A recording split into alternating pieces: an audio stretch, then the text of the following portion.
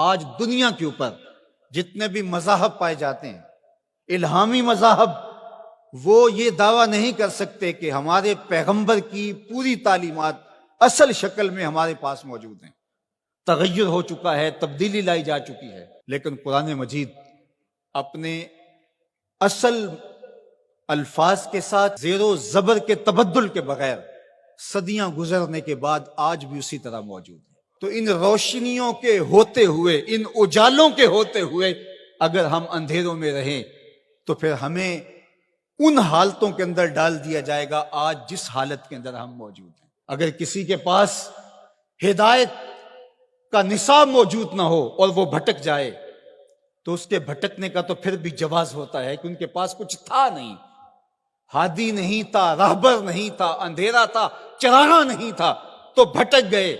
ایک نابینا کسی کنویں میں گر جائے تو لوگ اس کو نکالنے کی کوشش کرتے ہیں، اس کو کوستے نہیں ہیں،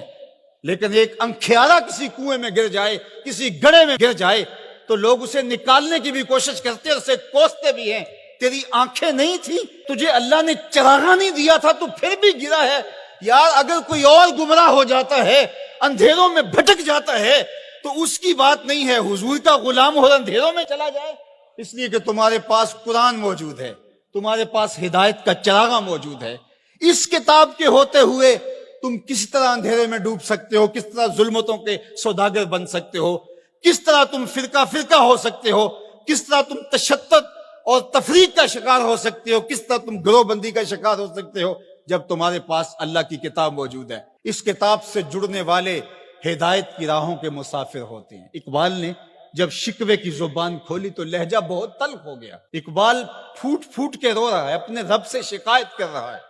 صفائے دہر سے باطل کو مٹایا ہم نے، نو انسانی کو غلامی سے چھڑایا ہم نے، تیرے کعبے کو جبینوں سے بسایا ہم نے، تیرے قرآن کو سینوں سے لگایا ہم نے، پھر بھی ہم سے گلا ہے کہ وفادار نہیں، ہم وفادار نہیں، تو بھی تو دلدار نہیں۔ کہا کہ مالک ہم نے کیا کیا نہیں کیا، جنگوں کی مصیبتیں سہی، تکلیفوں سے گزرے، اذیتیں سہی، تیرے نام پہ تلوار اٹھائی، جنگ و جدل کے بازار گرم ہوئے، ہم نے جگر پارے دیے شہادت کے لیے، لیکن آج وہی امت در در رسوا ہو رہی ہے، اسی امت کو کاٹا جا رہا ہے، اسی امت کے بچے ذبح کیے جا رہے ہیں، آج گلی گلی کشکول لیے ہم گھوم رہے ہیں، مالک ہمارے ساتھ یہ کیا ہو گیا؟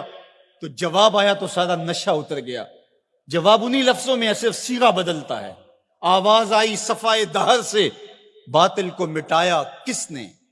نو انسانی کو غلامی سے چھڑایا کس نے، میرے کعبے کو جبینوں سے بسایا کس نے، میرے قرآن کو سینوں سے لگایا کس نے، تھے تو آبا وہ تمہارے ہی مگر تم کیا ہو، ہاتھ پہ ہاتھ دھرے منتظر فردا ہو، ہر کوئی مست مئے ذوق تن آسانی ہے، تم مسلمان ہو یہ انداز مسلمانی ہے، حیدری فقر ہے نئے دولت عثمانی ہے، تم کو اسلاف سے کیا نسبت روحانی ہے، وہ معزز تھے زمانے میں مسلمان ہو کر، تم خار ہوئے تارک قرآن ہو کر، تمہاری پستی، ذلت، زبوحالی، نکبت، رسوائی کا سبب اس کتاب کے دامن کو چھوڑ دینا ہے۔ اتنی روشنیوں کے ہوتے ہوئے، اتنے اجالوں کے ہوتے ہوئے تم اگر در بدر بھٹک رہے ہو تو یہ تمہارا قصور ہے۔ یہ امت جن کو اللہ نے قرآن دیا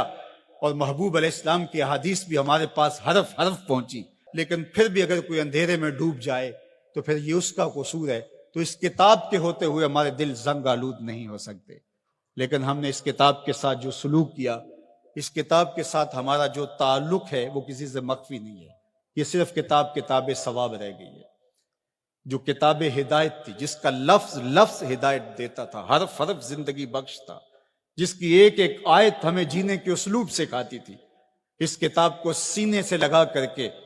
اور اپنے پیغمبر کی راہوں پہ چل کے ہم پوری دنیا کو اصول و ضوابط دینے تھے اور ان کو جینے کے ڈھب سکھانے تھے۔ کنتم خیر امت اخرجت للناس، فرمایا کہ تمہیں تو لوگوں کے لیے ہم نے نکالا تھا، تم نے تو کائنات کی رہنمائی کرنی تھی،